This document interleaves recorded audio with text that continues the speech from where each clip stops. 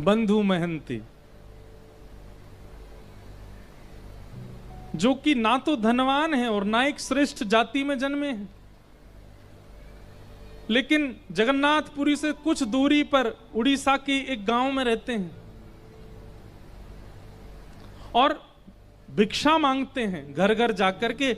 जो मिल जाता है उसी से स्वयं पाते हैं, पत्नी को पवाते हैं, 2 बालक हैं उनको पवाते हैं बस। लेकिन कभी कभी ठाकुर जी इतनी परीक्षा ले लेते हैं कि आज 5 दिन निकल गए और बंधु महंती को पाने के लिए किसी ने भिक्षा नहीं दी है। सब लोग इधर देखो, सावधानी से सुनो।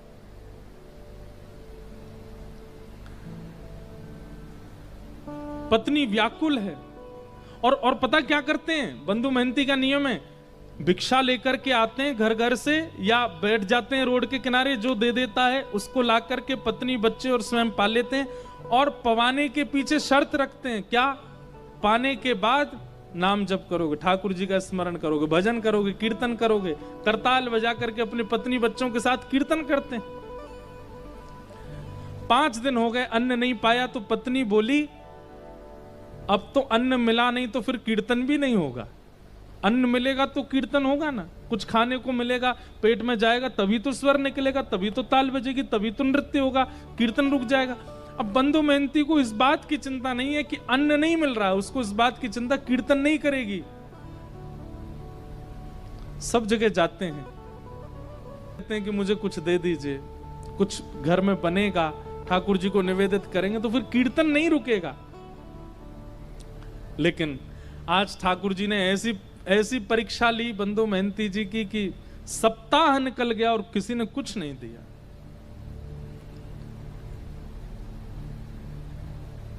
बंधु महंती सोचते हैं क्या करूं, कीर्तन नहीं होता है, बच्चे भूखे रोते हैं, पत्नी कहती है कि अन्न मिले तो कीर्तन हो। रात में मन बनाते हैं, पत्नी को उठाते हैं, बोलते हैं सुनो, मैंने तुम्हें आज तक बताया नहीं, मेरे एक मित्र हैं। अच्छा, बहुत धनवान हैं, बड़े सुंदर हैं, खूब सारे जेवर पहन के घूमते हैं और लाखों करोड़ों लोग उनके चरणों में प्रणाम करते हैं। अच्छा, तुम्हारे मित्र हैं? बोले हाँ मेरे मित्र हैं, मुझे अपना सखा मानते हैं। क्या नाम है उनका? बोले मेरा और उनका एक जैसे ही नाम है, मेरा बंधु महंती नाम है, उनका दीन बंधु नाम है, उनका नाम दीन बंधु, हम दोनों मित्र हैं एक दूसरे के। अच्छा, दीन बंधु नाम है, कहां रहते हैं वो? देवी, मेरा मन है कि मैं और तुम और बच्चे सब उनके पास चलें, वो हमें भोजन जरूर खिलाएंगे। भोजन का नाम सुनती पत्नी इतनी खुश हो गई जैसे पति आज के डेट में गए डायमंड देने को बोल दे या हीरे जवाहरात देने को बोल दे, खूब सारी ज्वेलरी। पत्नी भोजन देंगे? बोले भोजन, दाल देंगे, भात देंगे और साथ में छेना पोड़ा देंगे, आदि आदि सब देंगे। ये सब सुनकर के हम चलें उनके पास, चलो बच्चे सो रहे हैं, मैं गोद में उठा लेती हूँ, चलते। देवी चल तो देंगे लेकिन थोड़ा समय लगेगा। कोई बात नहीं, सुबह तक तो पहुंच जाए। सुबह तक नहीं देवी, 5 दिन का समय लगेगा। पत्नी बोली 5 दिन? कहाँ रहते हैं? बोले एक नीलाचल धाम है जगन्नाथपुरी, वहां रहते हैं, मेरे दीन बंधु वहां रहते।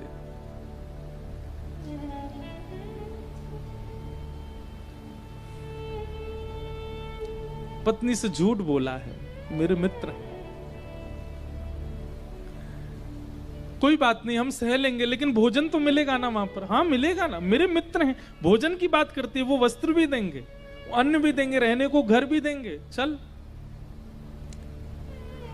और अपनी पत्नी को लेकर के जा रहे हैं और रास्ते भर जगन्नाथ जी से प्रार्थना करते जा रहे हैं, हे महाप्रभु मुझे कुछ नहीं चाहिए, तो मेरी लाज बचाना। मैंने इसको बोला है कि आप मेरे मित्र हो, कहीं आप मित्र बनकर के नहीं मिले तो इसके मन में अविश्वास हो जाएगा, और इसके मन में अगर अविश्वास हुआ नाथ तो मैं क्या करूंगा।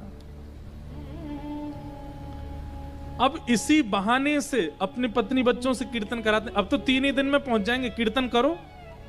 कीर्तन करते हैं, जबरदस्ती करवाते हैं, लेकिन ये भी बंधुओं एक प्रकार से भगवत भाव है कि आप स्वयं तो भगवत भजन करते हैं पर अपने मित्रों से और संबंधियों से भी भगवत भजन कराते हो, ये भी एक कृपा है। ठीक है, एक दो बार कुभाव से करेंगे तो भी चलेगा, करेंगे तो सही। अपनी पत्नी बच्चों को लेकर के बंदो मेहनती पहुंच गए जगन्नाथपुरी। 5 दिन हो गए चलते चलते, कुछ खाया पिया पिछले 7 दिन से नहीं खाया, 5 दिन बच्चे भूखे प्यासे तड़प रहे हैं। तो जैसे ही जगन्नाथपुरी पहुंचे, दूर से ही नील चक्र दिखाई दिया, ध्वजा लहरा रही है महाप्रभु जगन्नाथ जी की। देख करके अपनी पत्नी पूछे, देखो वो जो ध्वजा दिख रही है ना, बोले हाँ, उसी के नीचे ही मेरे मित्र बैठते हैं, वो उनके घर की ध्वजा है। पत्नी भी आनंदित हो गई। लेकिन महाप्रभु जगन्नाथ जी का आज तक केवल कथाओं में श्रवण किया था, पहली बार देखने जा रहे हैं बंदो मेहनती, ध्वजा देख करके ही मूर्छित हो गए। पत्नी ने बड़ी मुश्किल से होश में लाए। अब तो ज्यों ज्यों मंदिर पास आ रहा है त्यों त्यों नृत्य कर रहे हैं, और बार बार नृत्य करते करते घबरा जाते हैं, और घबरा कर कहते हैं, महाप्रभु जी आप याद है ना, मैंने मित्र बताया है आपको, किसी और को नहीं दिखाना है, मुझे कोई प्रचार नहीं करवाना, कि आप मेरी पत्नी को बस दिख जाना कि आप मेरे मित्र हो, और दिखना भी नहीं, मैं उसको बोल दूंगा आप बहुत व्यस्त रहे, तो बस भोजन प्रसाद पवा देना, इतना करवा देना, बस और कुछ नहीं चाहिए। महाप्रभु जी के मंदिर पहुंचे, जाने कितनी बार ठाकुर जी की स्मृति में बेहोश हो गए। जगन्नाथ जी के मंदिर में प्रवेश किया, महाप्रभु जी के सामने जैसे ही पहुंचे, आहा, जगन्नाथ स्वामी नयन पथगामी भवतु में, महाप्रभु जी के जब विशाल नेत्रों का दर्शन और ये आजानुलंबित भुजाओं का दर्शन किया, बंदो मेहनती नाचने लगे, दौड़ने लगे भीतर की ओर, मानो जैसे महाप्रभु जी बुला रहे हो। देख, मैंने कही थी ना मेरे मित्र हैं, मुझे देखती देख भुजा खड़ी कर ली इन्होंने, कह रहे आजा गले मिल ले। हाँ भुजा तो जाओ मिल लो, अभी नहीं ना, अभी वस्त्र नहीं धुले मेरे, अच्छे स्वस्थ वस्त्र पहनूंगा, ना धो के तैयार, तब जाऊंगा भीतर। एक लाज तो बचा ली ठाकुर जी, अब दूसरी कुछ प्रसाद पवा देना। ऐसे बंदो मेहनती रात भर बैठे रहे मंदिर के द्वार पर, किसी ने भोजन नहीं पूछा। पत्नी बोली, आप तो कह रहे थे कि आपके मित्र भोजन पवाएंगे, दाल भात और जाने क्या क्या आप हमको प्रलोभन दे रहे थे। अरे तू देखा नहीं कितनी भीड़ थी अंदर, कितने लोग बैठे थे वहां पर, अभी सबसे मिल रहे हैं, वो सुबह तक हो जाएंगे, कराएंगे ना हमको। और वहीं बैठ करके चिंतन करते जा रहे हैं महाप्रभु जी, कीर्तन करो कीर्तन करो, और तुम पे तो घूम फिर के कीर्तन आता है, अब तो हम कीर्तन तभी करेंगे जब महाप्रसाद मिलेगा। अर्धरात्रि का समय सब चले गए, और बंदो मेहनती केवल हाथ जोड़ करके रुदन करते हुए ठाकुर जी से प्रार्थना कर रहे, नाथ लाज बचा। और तभी महाप्रभु जगन्नाथ जी एक ब्राह्मण का रूप धारण करके आए, अपनी सुंदर थाल में महाप्रसाद, स्वयं गए रसोई में ठाकुर जी, और जो महाप्रसाद रखा था जगह जगह से हंडियां उतार करके अपने हाथों से ही महाप्रसाद धर रहे हैं, अपने हाथ से ही दाल ला रहे हैं, और फिर ढूंढ रहे हैं कौन कौन सी सामग्री कहाँ धरी है। सब जगह से, जैसे कोई थाल, माता थाल लगाती है बालक के लिए, उसको ये अच्छा लगता है ये भी पवा देते हैं, ये अच्छा लगता है ये भी तो महाप्रभु जी देख रहे हैं मेरे को भोग में क्या क्या अच्छा लगता है, वो सब सामग्री ढूंढ ढूंढ के निकाल रहे हैं। कटहल की सब्जी धरो, महाप्रसाद धरो, खिचड़ी धरो, इसमें दाल धरो, ये धरो, सब पूरा थाल अपने हाथों से सजा रहे हैं। सुभद्रा जी बलभद्र जी देख करके कितने प्रसन्न हो रहे हैं, वाह आज महाप्रभु, पूरी दुनिया इनकी थाल लगाती है लेकिन आज खुद थाल लगा के लेके जा रहे हैं। ठाकुर जी को अपनी थाली लगानी नहीं आती, उनको क्या चुपचाप से बैठे रहते हैं, लाडले लाल हैं, दूसरे लगा लगा के देते हैं, पर आज बंदो मेहनती की थाल खुद लगा रहे हैं। और थाल के ऊपर वस्त्र रख करके अपने कंधा पे, विशाल थाल है, कंधा पर रख करके ठाकुर जी बाहर आए, और बाहर आकर, अरे कोई बंदो मेहनती नाम का आया है क्या? बंदो मेहनती तो नाम सुनकर के, मेरा नाम किसको पता भाई? मन में सोचा, पत्नी तो सो गई है, मन में सोचा कोई और होगा बंदो मेहनती मेरे जैसा, लेकिन देखा कोई और है भी नहीं, अकेला मैं ही बैठा हूं। ठाकुर जी बड़ी अपनी भौं चढ़ा करके, और जैसे कोई बिना भाव दिए बात करता ना, ऐसी बात कर रहे हैं, ए भाई कौन हो तुम, कहां से आ गए हो, ये फटे पुराने लत्ते पहन, यहाँ बाहर निकलो, यहां से चले जाएंगे भगवान, पर हम ही बंदो मेहनती हैं। तुम बंधु मेहनती हो? बोले हाँ। अच्छा, अपना और परिचय बताओ। बोले और तो क्या परिचय है? परिचय यही है कि मेरे पास ना तो घर है, ना व्यापार है, ना संपत्ति है, ना धन है, कुछ भी नहीं है। ठाकुर जी को अपना मित्र मानता हूं बस। अरे यही परिचय तो पूछ रहे थे। महाप्रभु जगन्नाथ जी आए थे स्वप्न में और स्वयं भगवान ही कह रहे हैं। बोले प्रभु, महाप्रभु जगन्नाथ जी आए थे स्वप्न में, स्वप्न में आके बोले मेरा मित्र बंधु मेहनती। बोले 1 मिनट रुक जाएंगे? बोले क्यों? पत्नी को उठा दूं, उसके सामने बोल दो ये बात कि मेरे को मित्र कहा महाप्रभु जी ने। पत्नी को उठाया, पत्नी बोली क्या हुआ? बोले देख महाप्रसाद लेके खड़े हैं। एक बार दोबारा बोलेंगे ठाकुर जी ने स्वप्न में क्या कहा? बोले ठाकुर जी स्वप्न में आके बोले हमारा मित्र बंधु मेहनती बैठा है बाहर, उसको महाप्रसाद देख के आओ।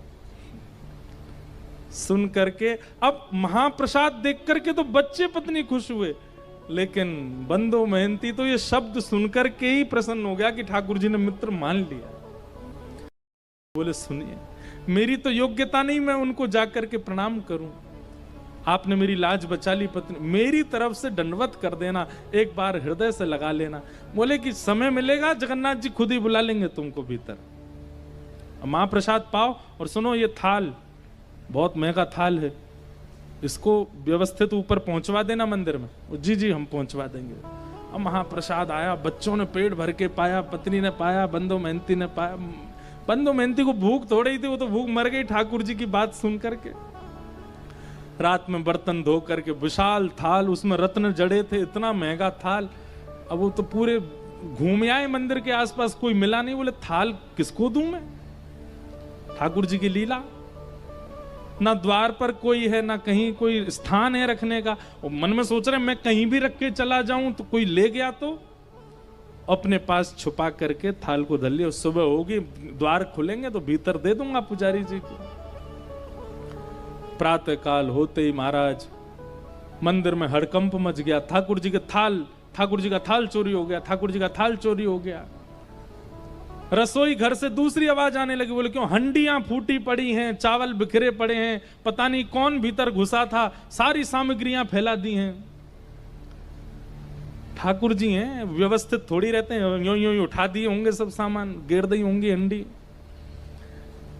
हल्ला मचा, ढूंढने लगे, इतने में बंधु मेहनती के नेत्र खुले। ये अपनी थाल लेकर के मंदिर में ही पहुंच गए। और जैसे ही इनके हाथ में थाल देखी तो शरीर की अवस्था, वस्त्रों की अवस्था से लगता ही नहीं है कि इसके पास थाल। चोर ही मालूम पड़ रहा था। बिना पूछे बिना जाने ही मारपीट शुरू कर दी। और जैसी मारपीट होनी शुरू हुई, बंधु मेहनती तो वाह जगन्नाथ, जय हो जगन्नाथ, आहा जगन्नाथ। रात में तो छेना पोड़ा खिला रहे थे, रात में तो रसगुल्ला खिला, सुबह लात घुसा पड़वा रहे हो, वाह जगन्नाथ तेरी लीला बड़ी अद्भुत है। पत्नी आकर इनको मत मारिए, ये जगन्नाथ जी के मित्र। बोले अच्छा जगन्नाथ जी का मित्र, इसको बताते हैं हम। अरे रात में जगन्नाथ जी ही दे करके गए। हाँ जगन्नाथ जी पे और तो कोई काम ही नहीं, इसको देने जाएंगे। इस पर पहनने के लिए वस्त्र तो अच्छे नहीं है, महाप्रभु जगन्नाथ इसको महाप्रसाद पमाएंगे।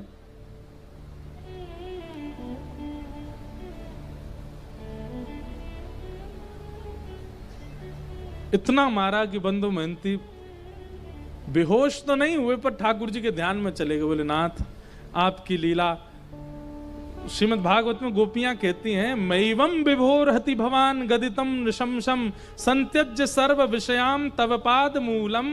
हे ठाकुर जी, सब चीज छोड़ करके भक्त आपकी शरण में आता है, लेकिन आप परीक्षा लेने से बाज नहीं आते, आप बहुत परीक्षा लेते हो।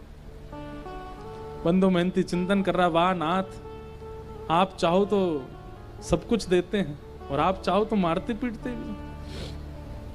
ठाकुर जी तुरंत दैतापति राजा के स्वप्न में गए और कहे, बोले मेरा परम सखा बंधु मेहनती यार, तुम्हारे लोग उसको मार रहे हैं, अभी जाओ जाकर के उन लोगों को रोको और उन सबको बताओ। उनका दिमाग नहीं चलता, खुद वो स्वयं नहीं विचार कर सकते। जब मंदिर का ताला नहीं टूटा है, मंदिर के अंदर के सांकर तक नहीं खुली है, तो फिर भीतर से थाल बाहर कैसे चला गया?